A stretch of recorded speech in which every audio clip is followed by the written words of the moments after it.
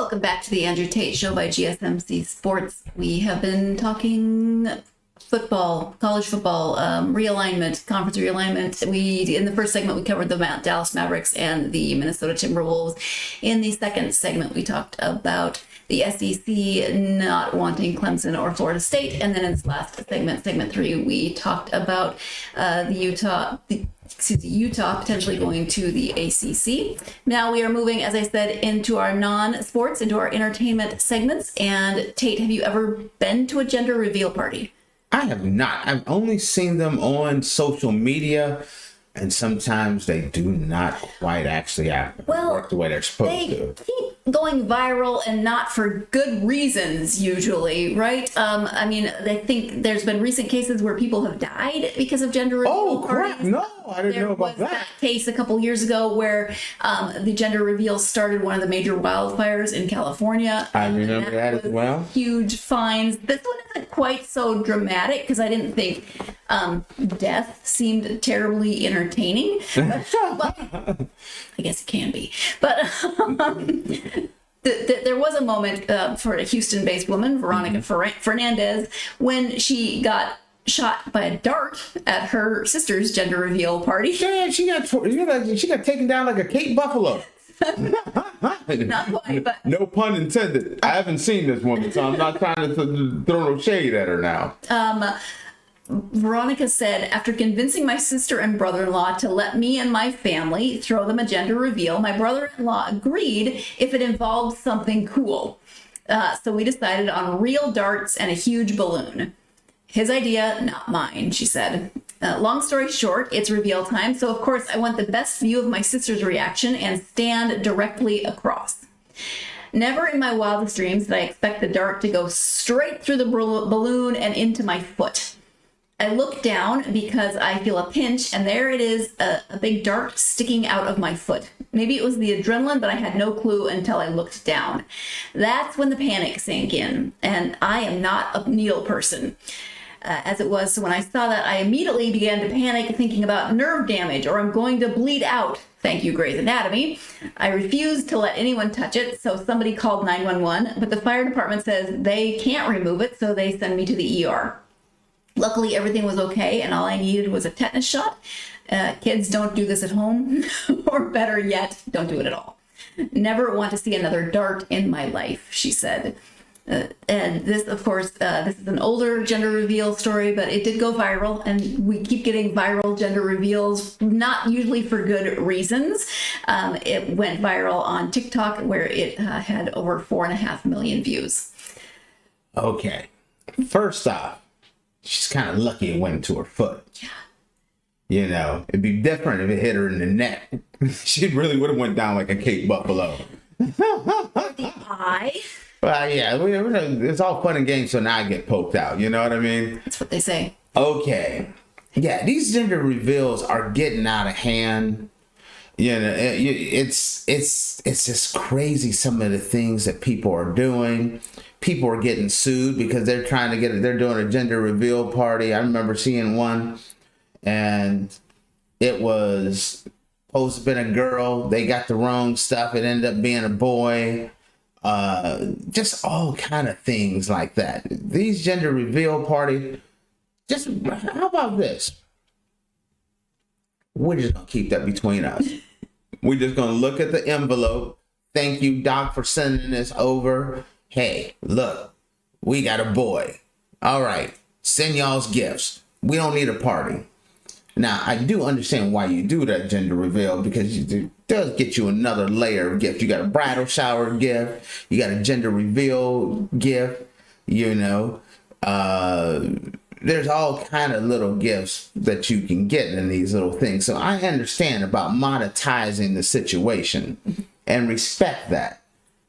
But y'all gotta chill on these gender reveals. People are going to the great beyond because of these gender reveals. You keep seeing them where they go viral because one parent or the other has an absolute meltdown over the revealed gender. I mean, if you are not prepared for the result, maybe don't have all your closest friends and family film it. Because it'll go on social media. Here's the thing I don't understand are when you hear about these gender reveals and it's like, man, I want a boy. And it becomes a girl. And the guy is like upset. Or the woman is upset. It's like, don't you realize your kid may watch this video? It's on social media. Now your kid's like, Daddy didn't want me. You know what I mean? Life already starts out with problems. I'm old enough to remember when, you found out when the kid was born, right? And I remember when people started being able to find out earlier what they were having. Right. And I had a friend who said, she was just joking, but she said, if God wanted me to know what I was having, God would have put a window in my stomach. Be careful what you wish for, because that's coming next Christmas. That was pre-3D ultrasounds where you get that little squashed baby. Yes. Now, here's the thing, and I've heard about this too. Part of the reason why people want to know because they're starting to prepare, they're building nurseries and all this stuff, and nurseries can get kind of elaborate and expensive. So now you over here, you're doing everything in pink and all these pretty colors, thinking you're gonna have a little girl, and then you find out, oops, they messed up. That has happened as well. And you think you got everything prepared for a girl, now you got a boy, or vice versa. People get upset about that one. People get upset about their wedding. And their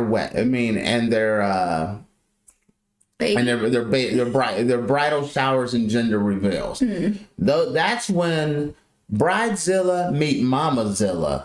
Those are the two times where people lose their darn mind. And so there's been too many of these. What's some of the crazy ones you've seen? Well, the wildfire I think is horrible, but planes crashing. Wait. Nothing like burning down a few thousand acres. This is how dedicated I am to my kid. I'm going to burn down a few thousand acres and a few hundred homes. I saw multiple stories of planes crashing. I think I saw at least 3 planes crashing in the process. Oh, really? Gender reveal. Yeah.